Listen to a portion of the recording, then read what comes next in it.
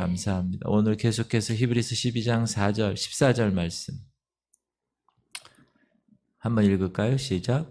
모든 사랑과 더불어 화평함과 거룩함을 따르라. 이것이 없이는 아무도 주를 보지 못하리라. 오늘 본문 14절 한 절 말씀.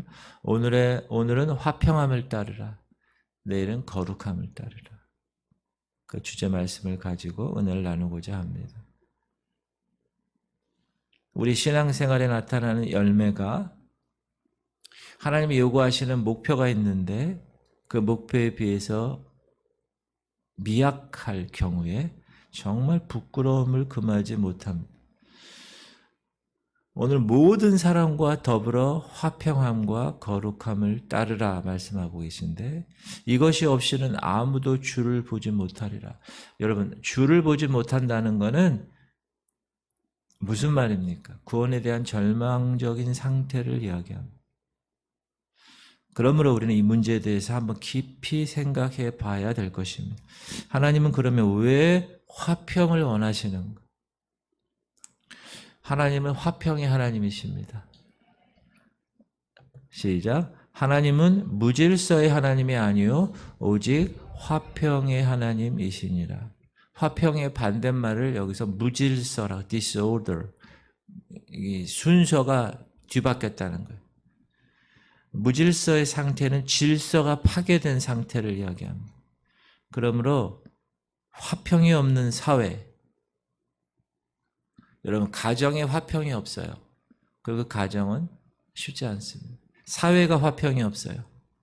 무질서가 되기 때문에 분쟁이 생기고 싸움이 생기고 전쟁이 일어납니다. 교회도 마찬가지.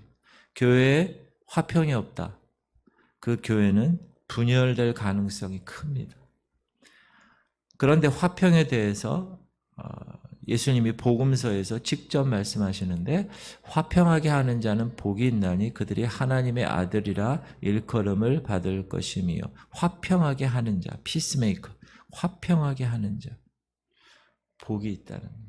하나님의 자녀라는 거예요. 그러므로 하나님의 자녀는 반드시 화평해야 됩니다. 그 사람이 어디에 가면 가정에 가건, 교회에 가건, 목장에 가건, 일터에 가건, 직장에 가건, 병원에 가건, 학교에 가건 그 사람이 있는 곳에서 화평이 생성이 돼야 돼요.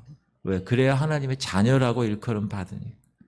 화평의 범위를 오늘 본문도 말씀하지만 로마서에도 할 수 있거든 너희로서는 모든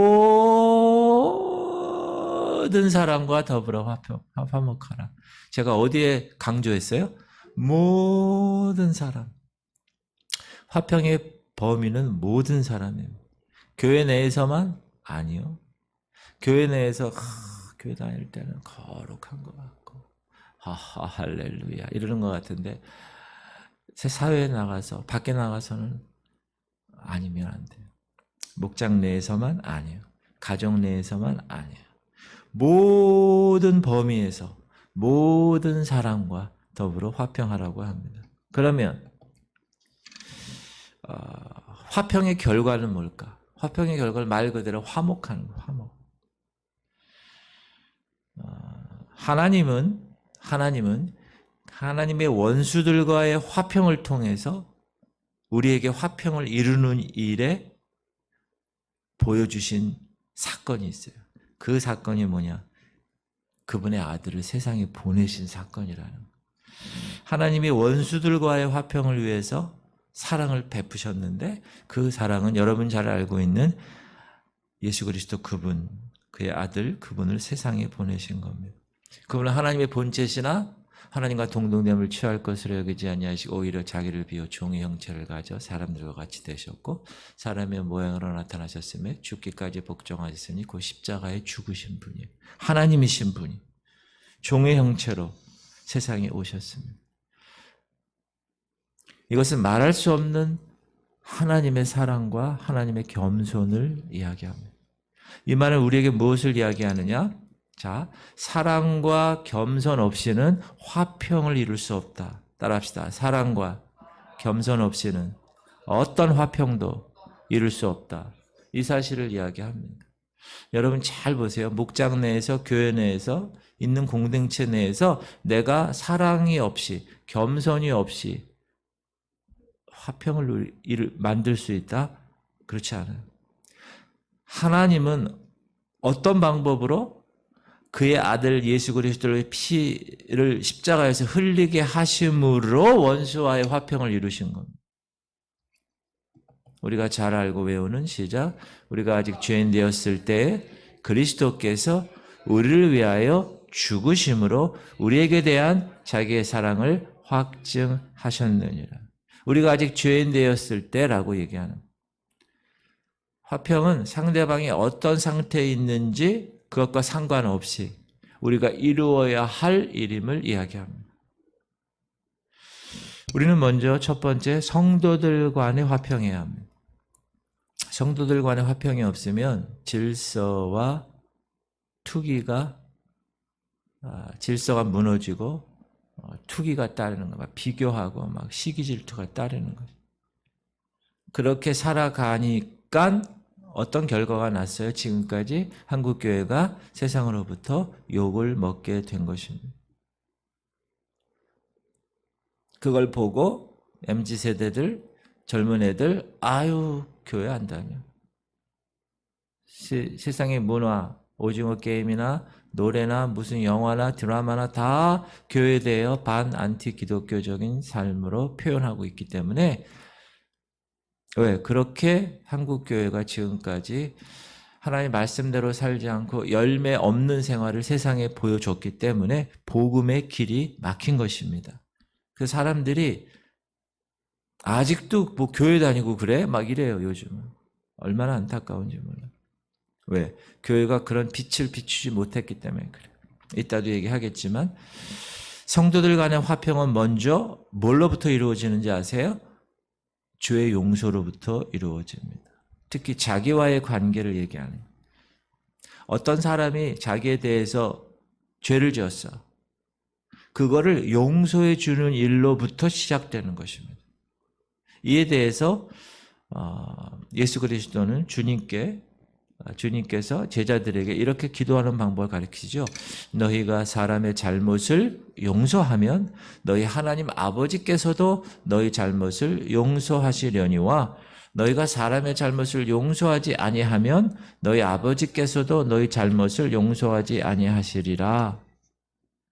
물론 잘못을 용서하지 않는다는 것은 구원을 박탈당한다는 뜻은 아니죠. 우리가 예수를 믿고 거듭나고 그것을 경험한 상황에서 구원을 가졌다 해도 우리는 죄를 범할 수 있는 이 죄의 육신을 갖고 있는 존재이기 때문에 죄를 범합니다. 성도들 간에도. 그러면 하나님께 어떻게 해야 됩니까? 회개해야 됩니다. 그 대상에 대한 죄를.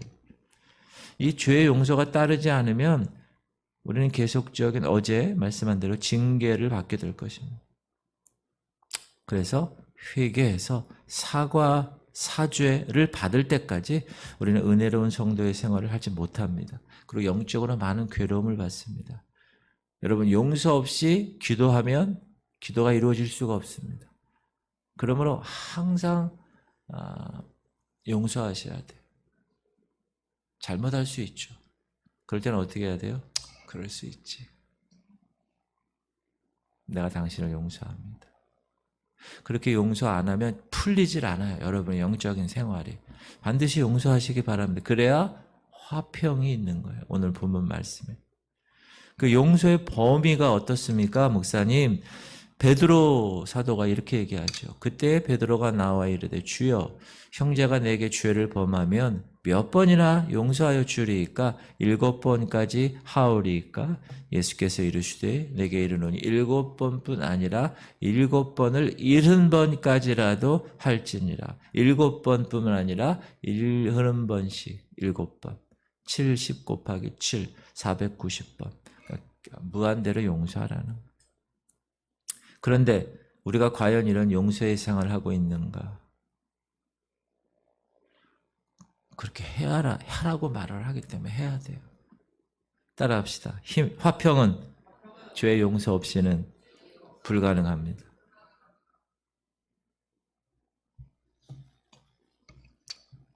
화평의 자세는 이런 찬양이 있어요. 내가 먼저 손 내미지 못하고 내가 먼저 그 찬양이 있어요. 복음성. 내가 먼저 손을 내밀어야 되는 거예요. 이게 정말 중요한 거예요. 내가 먼저 상대방에게 화평하는 일을 청해야 돼요. 가장 중요한 단어, 먼저가 중요해요. 내가 먼저. 예수님은 산상수훈에서 형제와 화목하게 하는 일에 대해서 이렇게 얘기하죠. 그러므로 예물을 제단에 드리려다가 거기서 네 형제에게 원망 들을 만한 일이 있는 것이 생각나거든 예물을 제단 앞에 두고 먼저 가서 형제와 화목하고 그 후에 와서 예물을 드리라. 너를 고발하는 자와 함께 길에 있을 때에 급히 사화하라. 그 고발하는 자가 너를 재판관에게 내어주고 재판관이 우리에게 내어주어 옥에 가둘까 염려하라.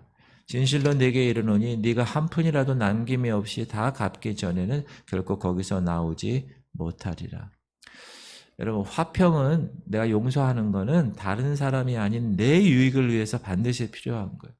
제가 지방회 임원을 하고 있는데 교회 우리 중앙지방에 50개 교회가 있어요. 기독교 선결 교단의 인천중앙지방회에 제가 섬기고 있어요. 임원으로.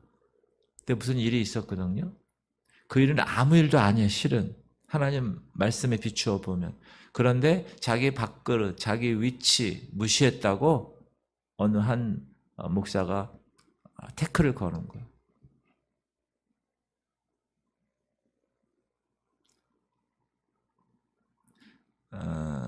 성경적으로 풀어야 되는데 자세한 얘기는 말씀 못 드리지만 그런데 엊그제 토요일 날 이렇게 다 해결이 됐다고 그러더라고. 그래서 전 속으로 뭐라 그랬냐면 주님의 은혜다. 또 하나는 그거는 그렇게 일이 벌어질 일이 아니었는데 그 자기 자존심 때문에 그렇게 물고 늘어져서 일을 크게 만든 것이다. 이런 생각이 들어요. 궁금하시죠? 모르셔도 되는데 하여튼 여러분의 삶 가운데서 자기 의, 자기 자존심, 자기 밥그릇 싸움, 자기 헤게모니 싸움에 여러분 성령을 거스르면 안 됩니다. 자기가 기도하고 하나님 방법대로 하면 피스메이커가 될 수밖에 없어요. 그것은 결국은 내 유익을 가져다 주는 거예요. 내 유익을. 할렐루야. 그게 성도들 간의 모습이에요. 여러분 교회에서 그렇고 목장에서 그렇고 여러분 가정에서 꼭 기억하세요. 용서하셔야 돼요. 두 번째, 세상 사람들과의 그 관계는 어떻게 합니까? 세상 사람들과의 관계에서는 먼저 선행을 베풀어야 돼요. 먼저 착한 일을 해야 돼요. 사람이 등불을 켜서 말 아래 두지 아니하고 등경 위에 두나니 이러므로 집안 모든 사람에게 빛이 느니라. 이같이 너의 빛이 사람 앞에 비치게 하여 그들로 너희 착한 행실을 보고 하늘에 계신 너희 아버지께 영광을 돌리게 하라. 여러분의 착한 행실을 세상 사람들이 보고 하나님께 영광을 돌리게 하라는 거예요. 여러분의 삶을 통하여 직장이나 일터나 있는 그곳에서 여러분의 삶의 그 행실을 통하여서 하나님의 냄새를 나타내게 해야 되는 거예요. 예수 그리스도의 향기를 발해야 돼요. 어떻게 그렇게 하세요? 그럴 때 뭐라 그래야 돼요? 저는 예수님 믿는 사람이에요. 저는 교회 다니는 사람이에요. 그래요? 한두 번 반복되면 저도 그 교회 가볼게요. 그게 전도죠. 할렐루야. 우리의 착한 행실을 세상 사람이 본다면 화평이 이루어지는 거예요. 왜? 하나님께 영광을 돌리는 거니까. 그러므로 화평에는 어느 경우든지 진실과 희생이 따라요. 여러분 진실 없이는 화평의 기초가 무너지는 거예요. 진실해야 돼요. 그 사람은 진실, 보증수표야 이렇게 돼야 돼요. 그리고 희생이 없이는 그 희생이 화평의 재료예요. 재료. 희생이 없어야 돼요. 절대 희생 없이 내가 손해 안 봐. 그거는 영향력을 끼칠 수가 없어요. 선한 영향력. 할렐루야. 사랑하는 성도님들, 화평은 우리 그리스도인들이 반드시 추구해야 할 주님의 명령입니다. 왜 그리스도인들이 화평을 추구해야 됩니까? 그렇게 자녀가 되었으니 하나님의 자녀된 자의 본분이기 때문에 그렇습니다. 그래서 교회에서, 가정에서, 여러분이 있는 그 일터에서, 사회에서 화평이 이루어져야 평안한 가운데 하나님과 소통할 수 있어요. 원래 샬롬이라는 이 말의 구약적인 어원은 이렇게 딱 방이 있으면 방에 창문이 하나도 없는 상태에서 막혀 있는 상태죠. 거기서 창문 하나가 다 문을 연 상태가 샬롬의 상태예요. 제가 구약 권혁승 교수님한테 배웠어요. 여러분이 하나님과 소통이 돼야, 샬롬이 돼야 사랑과 샬롬이 될 수 있어요. 사회와 샬롬이 될 수 있고. 그러니까 꼭 그걸, 피스메이커를 꼭 기억하시고 오늘도 모두들 여러분 있는 그곳에서, 공동체에서 다 화평을 이루는, 화평케 하는 자들이 되시기를 주의 이름으로 축원합니다.